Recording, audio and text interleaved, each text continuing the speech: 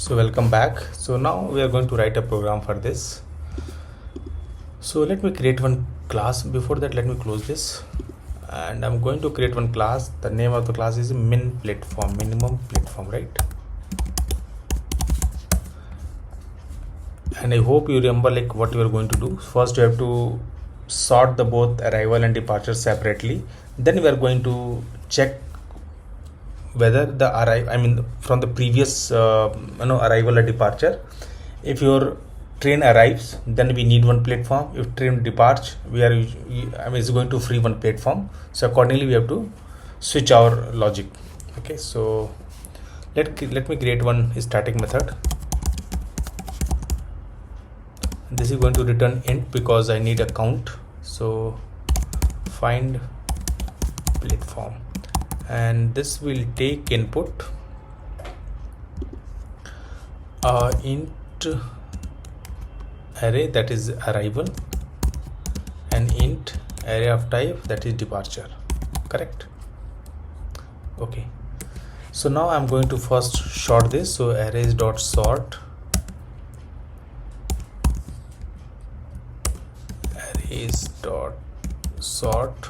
I'm going to sort the departure also. Correct? Okay, so now I have to initialize the two pointers. So int I, that is equal to 0, and int j, that is also equal to 0, and int platform, so this will give me the local count of the platform. Okay, platform, that is initially, that is also equal to 0, and int max platform, that is also equal to 0. Okay, it should be small, right? Okay, so I'm going to start my while loop. So in while loop, what I'm going to check, I'm going to check the I should be, length, the length of the I should be less than the arrival array, and j length should be less than the departure array. So I is less than arrival dot length, and j should be less than departure dot length, right? And in this, what I'm going to see, I'm going to now check when train arrives or train depart. Okay, so if you remember the condition, if arrival is less than or equal to departure, it means train has arrived, and train has arrived means nothing has departed but train has arrived. So what I'm going to do in this case, I'm going to increment my platform by 1, and I'm going to update my max platform, right? So max platform will do math dot max, and I'm going to pass the max platform comma platform. Correct? And of course I is going to be incremented in this. I'm not going to touch j in this case. Otherwise, in else means there is no overlap. So simply I'm going to, train is going to depart actually. So I'm going to do the platform minus minus, I'm going to reduce, and only j I'm going to increment, right? So this is the whole idea that we have discussed. Once this is done, then whatever loop is getting over, after that I'm going to return the max platform. Correct? So if you remember our dry run that we have done in the previous video, so same logic I have implemented here. Okay, after this class, now let me write one main method. So in the main method, I'm going to declare two array, right? One is the arrival, that is equal to, take some same number I'm taking, 900, it was 900, 940,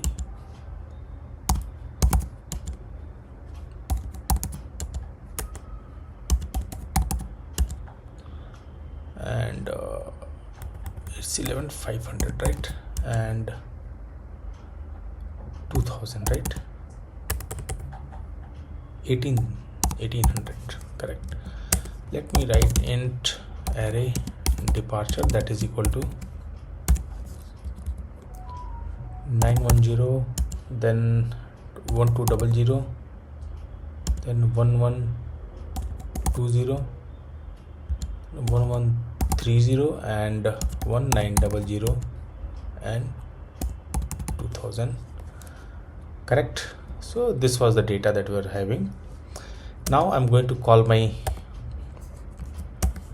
method. So system.out.println, I'm going to call my method here. So find platform, I'm going to pass array comma depart.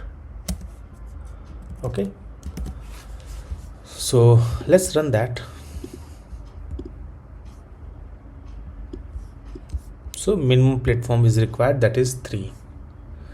Okay, so hope you understand that. So what you are doing here,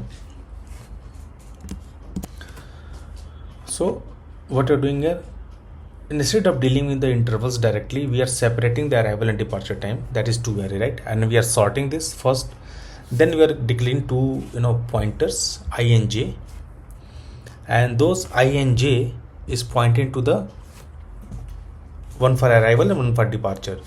So now we are comparing. So if next train arrives before the previous one leaves, okay, it means we need one more platform. So we are going to increment the platform, we are updating the max platform, and we are incrementing the I also. Otherwise we are simply you are already have the platform, so a platform get freed. Okay, so one platform we are doing the minus and simply incrementing the j. So this is the whole logic, and after running this I'm getting the same answer. So hope you find this program little bit easy, and once you understand this concept, so there are many variations of this problem.